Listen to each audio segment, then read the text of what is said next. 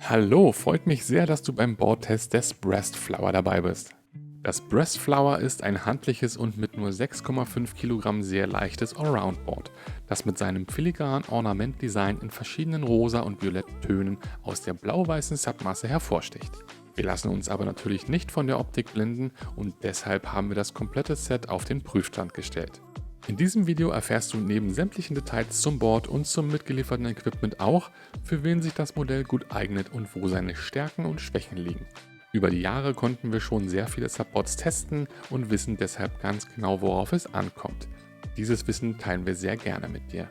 Durch unsere guten Kontakte in die Subbranche können wir immer wieder neue Testboards organisieren, die uns kostenlos zur Verfügung gestellt werden. Trotzdem ist unsere Arbeit zeit- und kostenintensiv. Wenn dir dieses Board gefällt, würde es uns sehr freuen, wenn du den unten aufgeführten Link zum Kauf nutzt. Die kleine Provision, die wir dadurch erhalten, stellt sicher, dass wir dir auch in Zukunft regelmäßig neue Subprodukte vorstellen können.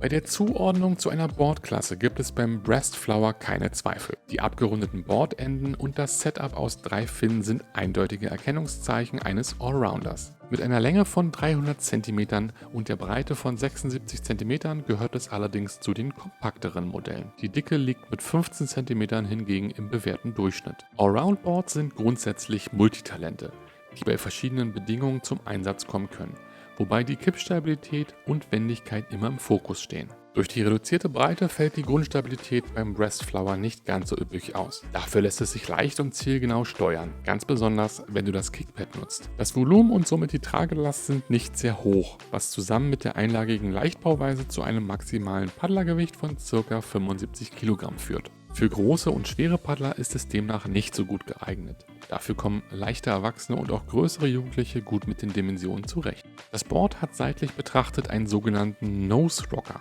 Diese nach oben gebogene Bordspitze sorgt für besseres Fahrverhalten auf unruhigen Gewässern. Kommen wir zum Aufbau und der Verarbeitung.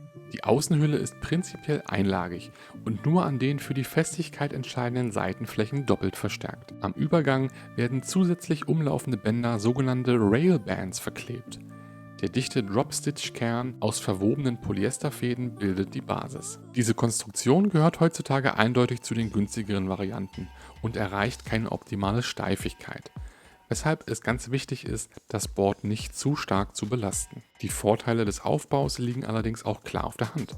Ein niedriges Gewicht mit problemlosem Handling und Transport sowie ein einfaches Aufrollen sind die Pluspunkte. Die Verarbeitung war insgesamt okay, wobei leider eine dezente Delle auf der Unterseite gegenüber des Ventils festgestellt werden musste. Das haben wir leider auch schon bei anderen Boards festgestellt.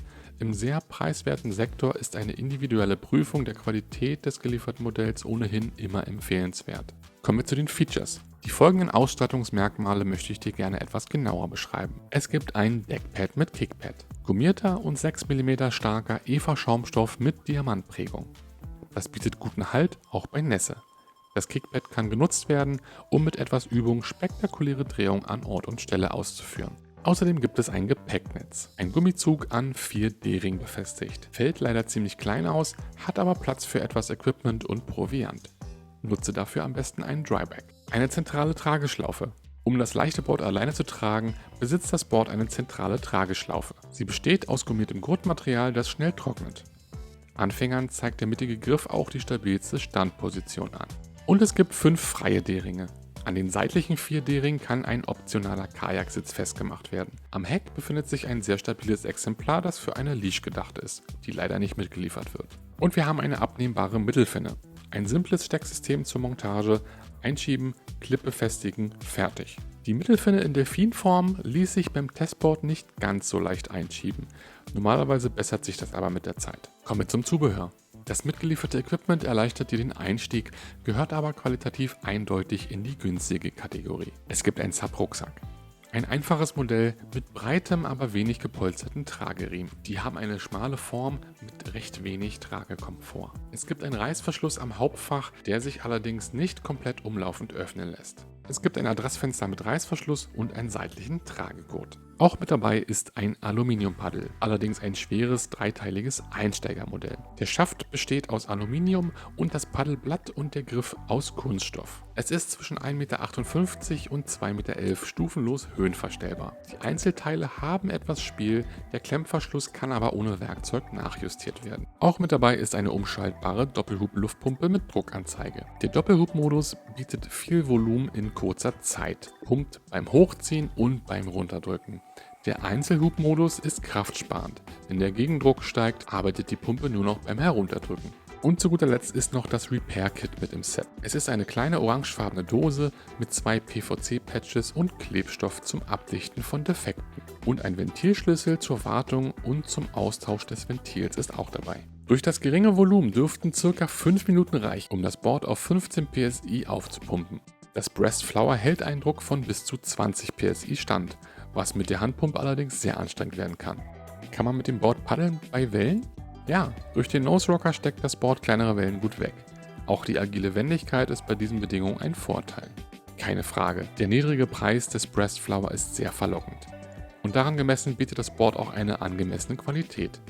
Zumindest wenn du es nicht auf Höchstleistung in puncto Performance und Verarbeitung abgesehen hast und eher im gelegentlichen Freizeitbereich paddeln möchtest. Dann kommt das kompakte, leichte und vielseitige Allround-Board durchaus in Frage. Logischerweise kann es sich nicht mit sehr leistungsfähigen Subboards messen, die ein Vielfaches kosten. Aber das ist für viele Paddler auch oft gar kein Kriterium.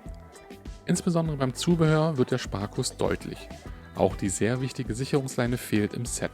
Der ebenfalls günstigere Materialaufbau reduziert zusammen mit den kleinen Abmessungen die Traglast auf maximal 75 Kilogramm. Hier verspricht der Hersteller deutlich mehr, was aus unserer Sicht nicht zu empfehlen ist. Insgesamt ist das Preis-Leistungs-Verhältnis aber trotzdem gut und auf kleinere, leichte Einsteiger mit begrenztem Budget zugeschnitten.